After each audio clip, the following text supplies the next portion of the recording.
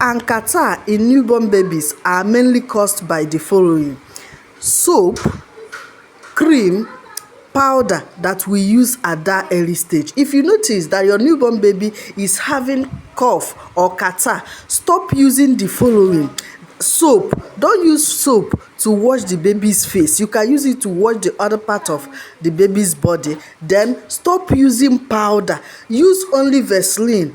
Rub on the baby's bum bum and wear the baby pampers and wear the baby clothes. That's all.